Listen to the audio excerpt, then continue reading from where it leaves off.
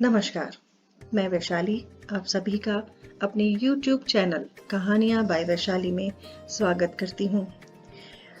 हमारी कहानियों की श्रृंखला में आज जो मैं आपको कहानी सुनाने जा रही हूँ, वो मशहूर तेनालीरामन की कहानियों में से है। तेनालीरामन का दक्षिण भारत में वही स्थान है जो उत्तर भारत में बीरबल का है। आपका जन्म दक्षिण भारत के ब्राह्मण परिवार में हुआ और आपका वास्तविक नाम रामलिंगम था, परंतु तेनाली गांव में पालन पोषण होने के कारण आपका नाम तेनालीराम पड़ गया।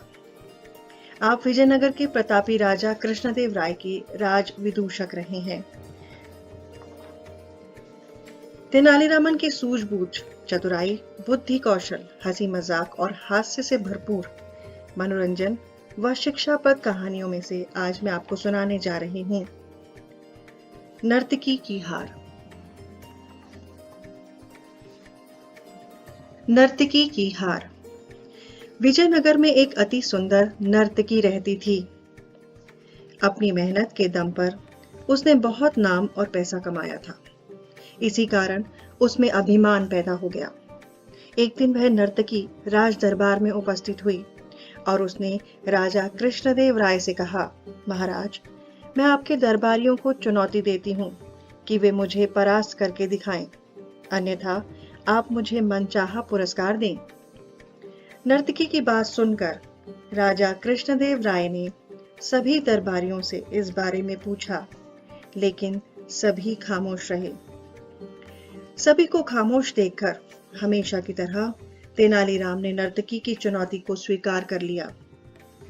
राजा ने पूछा, तेनाली, तुम तो नृत्य जानते नहीं, तुम नर्तकी को कैसे पराजित करोगे?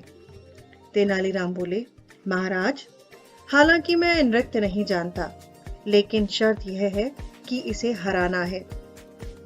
मैं आपको यह विश्वास दिलाता हूँ कि यह नर्तकी अपने मुंह अपनी हार स्वीकार करेगी।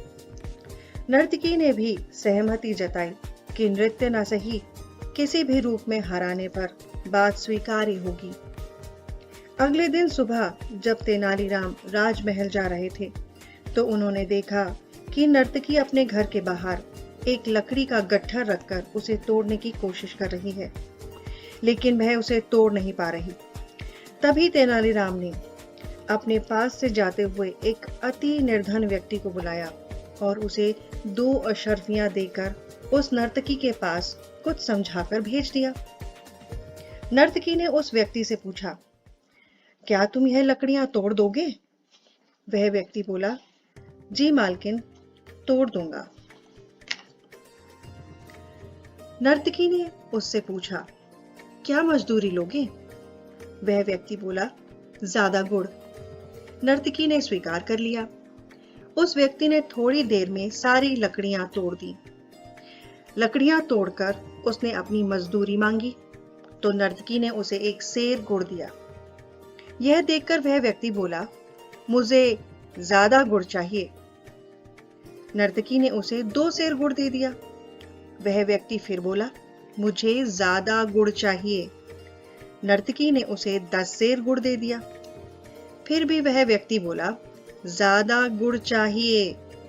यह सुनकर नर्तकी चकरा गई, मगर उसने एक बोरी भरकर गुड़ और दे दिया। लेकिन वह व्यक्ति फिर बोला, मुझे ज्यादा गुड़ चाहिए। अब तो नर्तकी उससे झगड़ने लगी। पास खड़े तेनालीराम भी उनके बीच आ गए। उन्हें देखकर नर्तकी झेप गई। उस व्यक्ति ने तेनालीराम से कहा, यह नर्तकी मेरी मजदूरी नहीं दे रही, मुझे ज्यादा गुड़ चाहिए। नर्तकी बोली, थोड़े से काम के बदले में इतना गुड़ दे दिया, मगर यह फिर भी ज्यादा गुड़ की मांग कर रहा है।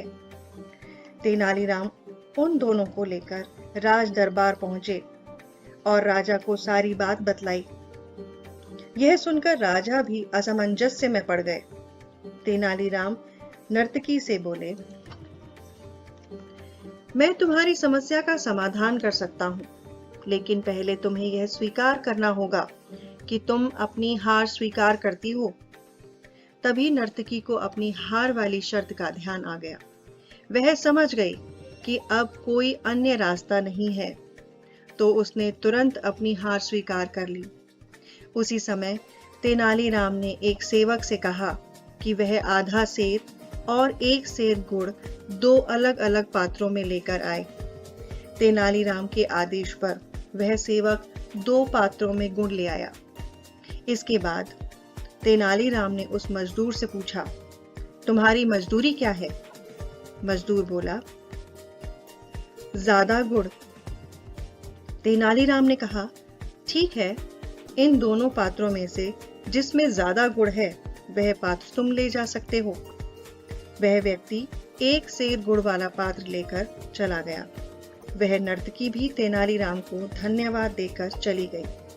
यह देख सुनकर राजा सहित सभी दरबारी तेनालीराम की सूझबूझ की प्रशंसा करने लगे। देखा आपने किस तरह युक्ति से व्यक्ति हमेशा विजय प्राप्त कर सकता है। तो ये थी हमारी आज की कहानी, नर्तकी की हार। आशा करती हूँ आपको अच्छी लगी होगी। अगर आपको अच्छी लगी हो तो वीडियो को लाइक करें, सब्सक्राइब करें और शेयर करें, और इसी तरह मेरे साथ बने रहें ताकि हम कहानियाँ सुनने और सुनाने का आनंद ले सकें। धन्यवाद।